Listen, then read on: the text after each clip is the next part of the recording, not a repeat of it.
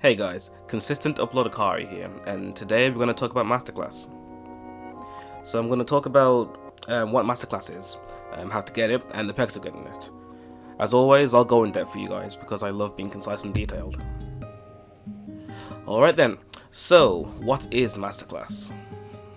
Masterclass is the final job advancement in the game, and it works very similarly to Transcendence. Each character is assigned an Elmaster that teaches and trains them. Ara and Labi have Gaia in the Shrine of the Two-Headed Serpent. Luciel and Elsis have Rosso in the El Reno Training Grounds. Renna and Rose have Ventus in the Spirit Sanctum. Aisha and Chung have Denith in the Water Dragon's Compass. Eve and Ad have Adrian in the Nassau Training Chamber. Elsword and Raven have Solace in the Gate of the Setting Sun. And Ayn has Hania in the Anguish of the Wavering Servant. I'm still not calling her Hania. So what are the perks of getting Masterclass? Well, you get a small icon next to your portrait. That's cool, right? There is more, don't mind me. So you also get Masterclass skills, and you also get an artifact. An artifact is a small pet that travels with you, but it doesn't really attack. Instead, it gives you stat boosts and other bonuses as well. And on top of that, you get that sexy new cutting that you'd love to use during your skills, but you can only use it in your master skill, and it can't be used as a portrait. But it looks pretty, right? Well, let's just talk about how to get it first. So there are two prerequisites to actually unlocking this quest. First, you have to get to 300,000 combat power, and the second one is completing Shadow Vein inside of Varnamir. That will unlock Rigmarole, and that will also unlock the quest for you. So there's 5 parts to this quest, just like any other job change quest really.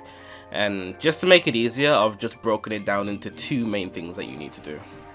And those steps are 50 Rigmarole dungeons and 21 Master Road dungeons. 50 sounds like a lot, I know. As you can tell, or if you've played the game and you've got to this point already, you know how tedious this is. Especially if you only have access to Sea of Ruin and Abandoned Deep Sea Tunnel dungeons. Like, 50 times is long, it's very long.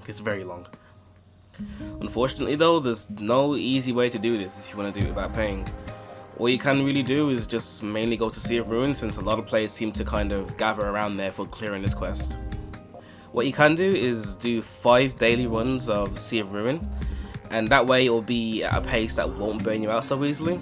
And on top of that, because you're doing them 5 times a day, you'll also be completing the daily quest and the weekly quest. So that will give you a bit of a head start in making the amethystine set by getting spectral amethysts. It might take a while, but a head start's a head start really. For Master Roads, it's a little bit different. It will greatly depend on what character you choose. For example, with Ara and Labi players, they'd have to fight Gaia, and with Elsis and Luciel, they'd have to fight Rosso, so on and so forth. But the issue with this is some characters have to fight Elmasters, which are rather tedious to fight. For example, if you're a new player that's relatively undergeared, or if you're an undergeared alt character, if you're an Ara and Labi, you have to fight Gaia, which is a solo dungeon, and there also has adaptation in there as well. Well, you need adaptation to actually do anything decent in there basically.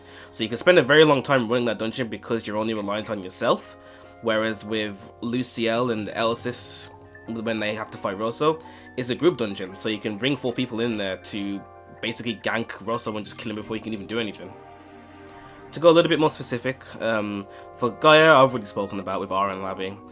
With Rosso, again, I've already spoke about those, and with Ventus for Renna and Rose, it's a little bit more tedious because it's more of like a scripted fight, and you can't do anything to bypass the timer. You have to decrease the HP, and then he does this one thing. You have to decrease more HP, and he does another thing. It's like that. For Denith, you have to deal with an annoying mechanic, which you'll probably know what I'm talking about if you play the dungeon. I won't spoil it, so if you're an Aisha or a Chung, have fun in there. If you are Ad or Eve, it can be kind of easy, depending on where the render chooses to go at the beginning of the dungeon. For Solace, it's almost the same as Rosso, so it's extremely easy if you're in a party. And for Hania, oh boy, if you don't understand what you're doing in that dungeon, you might be in there for a bit of a while. Good luck, Ayn.